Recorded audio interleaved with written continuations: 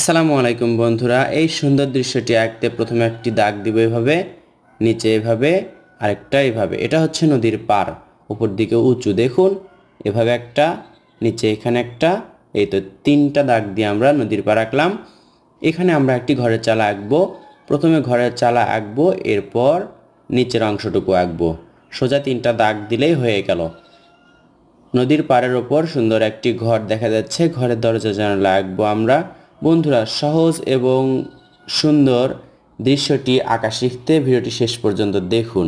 আমরা আঁকছি 4B pencil দিয়ে, ম্যাটাডোর ভেনাস 4B পেন্সিল। এই পাশে একটি ঘর আঁকার পর দেখুন ঘরের চালার ওপরে গাছের ডাল আঁকলাম। গাছের ডাল আঁকার পর এভাবে পাতা আঁকবো।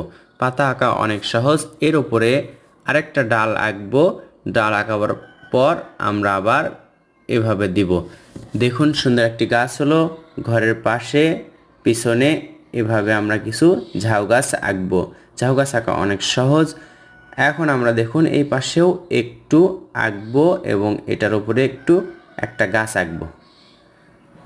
সহজেই আঁকছি আমরা। এখন পর্যন্ত কিন্তু আমরা রাবার ব্যবহার করিনি। কৌশলে আঁকলে দৃশ্য আঁকা সুন্দর হয় এবং সহজ হয়। একটা দাগ দিয়ে উপরে আমরা এইভাবে দাগ দিচ্ছি। এটা হচ্ছে নদীর ওই পারের দৃশ্য। এখন আমরা সোজা করে 4টা বা 3টা যে কয়টা হয় দাগ দিলাম ডাবল করে। এগুলো আমরা কি আঁকবো? এখানে হচ্ছে তাল গাছ আঁকবো। তাল গাছ আঁকা কত সহজ দেখে নিন এই ভিডিওতে। এখানে দেখবেন এরকমই দৃশ্য শুধু আঁকবেন এমনটা না, যেমনটা হচ্ছে তেমনটা করে আঁকবেন, শিখে নেবেন যেন অন্য জায়গাতেও আপনি আঁকতে পারেন। বন্ধুরা, সোনামণিদের জন্য এটা একটি উপযোগী ড্রয়িং শেখার চ্যানেল।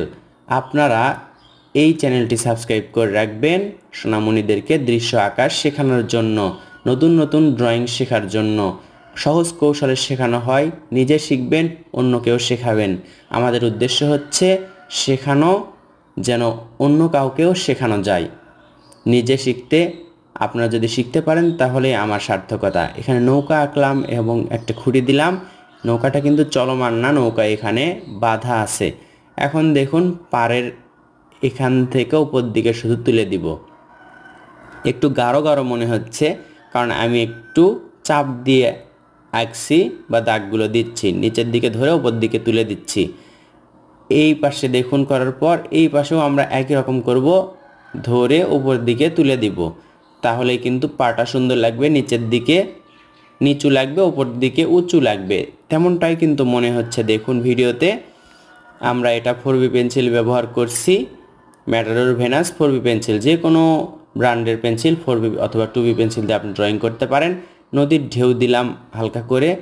আর এখানে আমরা নৌকাটার নিচের অংশটা একেবারে কালো করে দিচ্ছি, সইটা কালো করে এভাবে রাখতে পারি।